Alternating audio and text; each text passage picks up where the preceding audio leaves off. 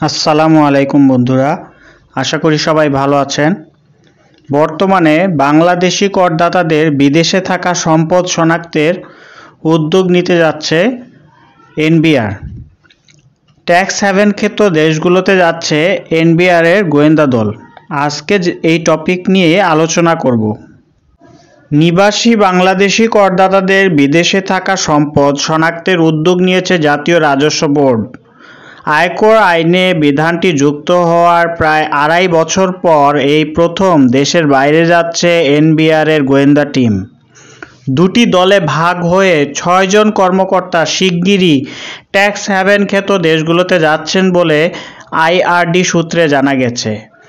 আইআরডির দুটি আদেশ সূত্রে জানা গেছে, আগামী বছরের জানুয়ারি মাসে ট্যাক্স হ্যাভেন খ্যাত দেশগুলোতে অনুসন্ধানে যাবেন কেন্দ্রীয় গোয়েন্দা সেলের মহাপরিচালক আহসান হাবিব, উপপরিচালক ও সহকারী পরিচালক এবং সিআইসি পরিচালক মোহাম্মদ তারিক ইকবাল, উপপরিচালক এ কে মঈনুদ্দিন ও সহকারী পরিচালক মাসরুরা শারমিন। দেশে বিদ্যমান আয়কর আইনে কোনো নিবাসী বাংলাদেশি করদাতার বিদেশে সম্পদ থাকলে তা আয়কর নথিতে প্রদর্শন করা বাধ্যতামূলক করা হয় ২০২২ সালের জুলাইয়ে। বিধানটিতে এ ধরনের কোনো সম্পদের তথ্য পাওয়া গেলে তা নিয়ে দেশে বিদেশে অনুসন্ধান চালানো এবং সমপরিমাণ অর্থ জরিমানা হিসেবে আদায়ের কথা বলা হয়েছে। আইনে বিধানটি যুক্ত হওয়ার পর সময় পেরিয়েছে প্রায় ২.৫ বছর।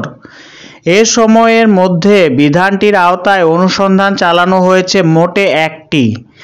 যদিও এ সময় অনেক বাংলাদেশির বিদেশে অবৈধভাবে সম্পদ গড়ে তোলার প্রত্যক্ষ ও পরোক্ষ প্রমাণসহ বহু তথ্য গণমাধ্যম সহ বিভিন্ন মাধ্যমে বারবার আলোচনায় এসেছে।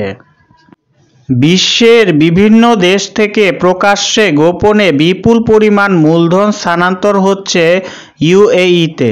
বিশেষ করে এশিয়ার আর্থিক খাতের অন্যতম বৃহৎ হাব হিসেবে পরিচিত দুবাইয়ে পুঁজি পাচারের মাত্রা আন্তর্জাতিক সংবাদ মাধ্যমের আলোচনায় এসেছে বারবার। দুবাইয়ে পাচারকৃত অর্থের অন্যতম উৎস দেশ এখন বাংলাদেশ। সাম্প্রতিক বছরগুলোয় বাংলাদেশ থেকে বিপুল পরিমাণ অর্থ পাচারের তথ্য বারবার সামনে এসেছে। যুক্তরাষ্ট্রভিত্তিক সেন্টার ফর অ্যাডভান্সড ডিফেন্স স্টাডিজের সংগৃহীত তথ্য বিশ্লেষণের ভিত্তিতে ইইউ ট্যাক্স অবজারভেটরির গত বছরের শুরুর দিকে প্রকাশিত এক রিপোর্টে উঠে আসে, বাংলাদেশে তথ্য গোপন করে দুবাইয়ে প্রপার্টি কিনেছেন ৪৫৯ জন বাংলাদেশি।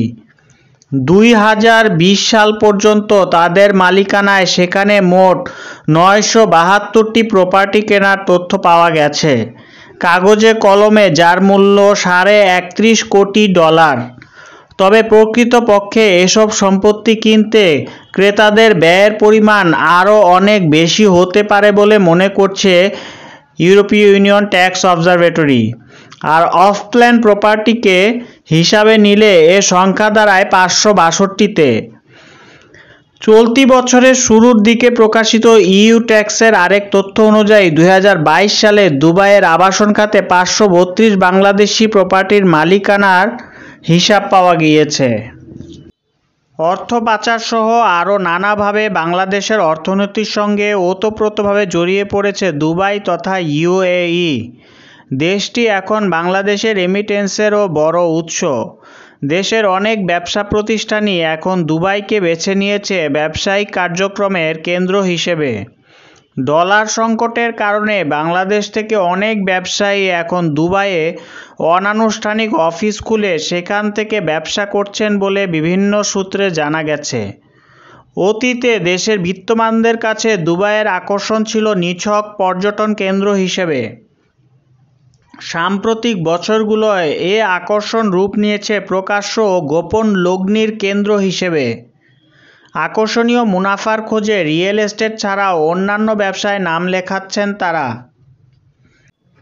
আরব আমিরাতও এখন যে কোনোভাবে হোক বিদেশ থেকে পুঁজির প্রবাহ বাড়াতে উদ্যোগী হয়ে উঠেছে। এজন্য বিদেশি ধনীদের স্থানান্তরিত হতে নানা ধরনের সুযোগ সুবিধাও দেয়া হচ্ছে। এর সুবিধা নিয়ে অনেকেই বাংলাদেশ থেকে বিপুল পরিমাণ সম্পদ পাচার করেছেন বলে জানা গেছে। আবার হঠাৎ করেই বাংলাদেশিদের বিদেশে উচ্চশিক্ষার অন্যতম শীর্ষ গন্তব্য হয়ে উঠেছে ইউএই। এছাড়া সিঙ্গাপুরও সম্পদ পাচারের অন্যতম গন্তব্য হয়ে উঠেছে। ইআরডি সংশ্লিষ্টরা জানান, বাংলাদেশিদের প্রপার্টিসহ নানা সম্পত্তি নিয়ে অনুসন্ধানের তাগিদেই এনবিআর কর্মকর্তারা ট্যাক্স হ্যাভেন খ্যাত দেশগুলোতে ভ্রমণ করতে যাচ্ছেন। এক্ষেত্রে অনুসন্ধানে পাওয়া তথ্যের ভিত্তিতে আয়কর আইনের 21 নম্বর ধারা প্রয়োগ করা হবে। আয়কর আইনের রিটার্নে অপ্রদর্শিত বিদেশস্থ সম্পত্তির উপর জরিমানা আরোপ শীর্ষক 21 নম্বর ধারাটিতে বলা হয়েছে, কোনো নিবাসী বাংলাদেশি করদাতার রিটার্নে অপ্রদর্শিত বিদেশে থাকা সম্পত্তির সন্ধান পাওয়া গেলে এবং সম্পত্তি অর্জনের উৎস বা প্রকৃতি সম্পর্কে কোনো সন্তোষজনক ব্যাখ্যা তিনি উপস্থাপন করতে ব্যর্থ হলে ওই সম্পত্তির বাজার মূল্যের সমপরিমাণ অর্থ জরিমানা করা হবে। এ বিষয়ে কথা বলতে এনবিআর ও আইআরডি সংশ্লিষ্ট কর্মকর্তাদের সঙ্গে যোগাযোগ করা হচ্ছে। আশা করি ভিডিওটি ভালো লেগেছে। দয়া করে চ্যানেলটি সাবস্ক্রাইব করবেন এবং লাইক, কমেন্ট ও শেয়ার করবেন। আসসালামু আলাইকুম।